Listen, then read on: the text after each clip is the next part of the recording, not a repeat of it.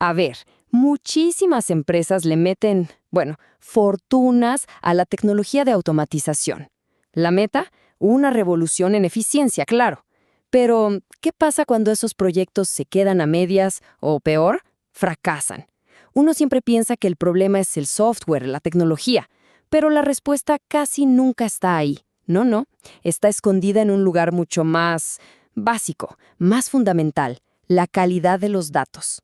Ok, vamos a meternos de lleno en esto. Primero, vamos a hablar de la gran paradoja de la automatización. Después, vamos a desmenuzar los 4 pilares, los pilares clave de la calidad de datos que al final deciden si esto funciona o no. Y para cerrar, vamos a ver cómo se puede medir todo esto. O sea, ponerle un número, una calificación bien objetiva. Y es que aquí, justo aquí, es donde empieza el problema para muchos. La promesa es increíble, ¿no? Un futuro con procesos que vuelan, solos, súper ágiles, autónomos. Pero la realidad suele ser otra. Muchas de estas iniciativas terminan siendo súper inestables. No hay forma de que crezcan y viven llenas de errores. Es la pregunta del millón, de verdad. ¿Por qué una tecnología que es tan poderosa a menudo se queda corta?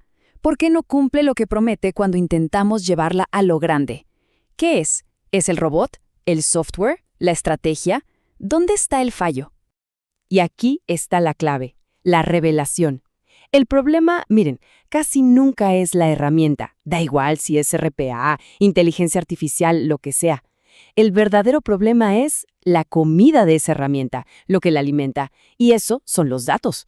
Sin una base de datos de alta calidad, cualquier automatización que se construya encima va a ser, pues, como un castillo de naipes, súper frágil.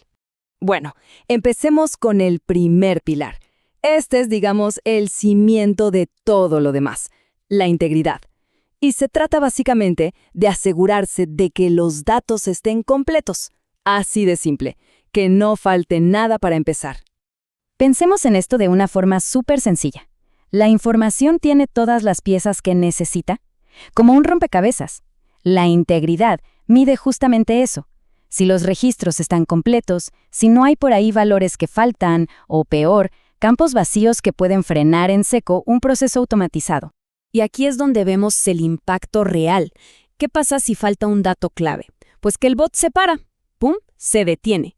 Y esto obliga que a una persona tenga que meter mano, que intervenir manualmente, lo que, anula por completo el chiste de la automatización. Y lo que es peor, impide que se hagan validaciones que son críticas para el negocio. Estos ejemplos lo dejan clarísimo. Un pedido online sin fecha de entrega es un callejón sin salida. El sistema no sabe qué hacer. Y a nivel corporativo, el caso de Starbucks es, potentísimo. O sea, ¿se imaginan el costo que tendría no poder reabastecer automáticamente el café correcto a miles y miles de tiendas? Es una locura. Justo por eso no se la juegan. No van a arriesgar su cadena de suministro con datos incompletos. Le ponen un piso altísimo, 95% de integridad. Si no se llega a eso, los algoritmos no tocan nada. Muy bien, vamos al segundo pilar. Porque, no alcanza con que los datos estén completos en un solo lugar. Tienen que decir lo mismo en todas partes. Y aquí es donde entra en juego la consistencia. Pensemos que hoy en día todo está interconectado. Un proceso puede tocar muchísimos sistemas. El ERP, que es el que maneja los recursos de la empresa, el CRM para los clientes, el WMS para el almacén, bueno, un montón. La consistencia lo que busca es que el dato de un cliente o de un producto sea exactamente el mismo en todos esos sistemas. Idéntico. Cuando los sistemas empiezan a contradecirse, la automatización se frena, se paraliza. Imaginen esto. Un bot toma el precio del sistema A, pero el stock lo saca del sistema B. Si esos datos no coinciden, se arma un caos. Es la receta perfecta para que las integraciones fallen miserablemente. El ejemplo simple le ha pasado a cualquiera, seguro. Ves un precio en la app de ventas y en el sistema de la empresa es otro. ¡Qué frustración! Pero a nivel corporativo, el problema es muchísimo más grande. Pensemos, si el sistema principal, el SAP, dice que hay 100 unidades de algo, pero el sistema del almacén dice que solo hay 80, el robot que gestiona el inventario se queda congelado, no sabe qué hacer. ¿Qué decisión toma? ¿Intenta vender un producto que quizás no existe? Eso crea una experiencia para el cliente malísima. Al final del día, la automatización así no es viable. Ok, vamos bien. Ya tenemos datos completos y son consistentes. Pero hay una pregunta clave. ¿Son correctos? Y ese es nuestro tercer pilar, la exactitud. Los datos tienen que ser un espejo de la realidad de la operación. La exactitud, en el fondo, es eso. Preguntarse si los datos son un reflejo fiel de lo que pasa en el mundo real. ¿Están al día? ¿No tienen errores de dedo, de tipeo o fallas cuando se cargaron? Porque vamos, automatizar con datos que no son exactos es como querer construir un rascacielos con los planos equivocados. Un desastre. Y aquí los riesgos de verdad son peligrosísimos, porque no se trata solo de tomar una mala decisión, se trata de que empezamos a automatizar los errores y su impacto se multiplica a una velocidad increíble. Si a una inteligencia artificial se le alimenta con datos basura, sus predicciones, en el mejor de los casos, van a ser inútiles, en el peor, catastróficas. Procesar un pedido con un precio viejo es un error caro, sí, pero miremos el caso de Siemens, que está a otro nivel. En un ambiente industrial, un dato erróneo de un sensor, no sé, de temperatura o de presión, puede provocar una falla catastrófica en una máquina que vale millones de dólares. Por eso ellos usan la IA no solo para automatizar, sino como un guardián, un filtro, para asegurar que los datos sean exactos antes, y esto es clave, antes de que se tome cualquier decisión crítica. Y con esto llegamos al cuarto y último pilar, uno que, la verdad, muchas veces se pasa por alto: el tiempo, la puntualidad, porque no importa qué tan perfectos sean los datos si no llegan a tiempo.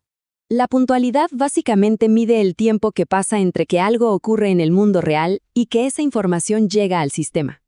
Pensemos en un retraso, por una carga manual que se hace al final del día o un proceso que corre solo de noche. Ese desfase puede hacer que los datos sean, completamente inútiles para una automatización que necesita tomar decisiones ya, con agilidad. Entonces, el punto clave es este. Un bot se puede quedar ahí, esperando, paralizado, por datos que ya son historia, que ya son una pieza de museo. O peor todavía, puede actuar usando información vieja, vencida, como por ejemplo intentar reponer un inventario que alguien ya repuso hace horas.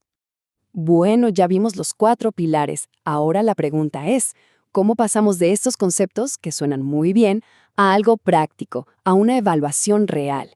Necesitamos una forma de medir, de cuantificar la calidad de esos cimientos de datos.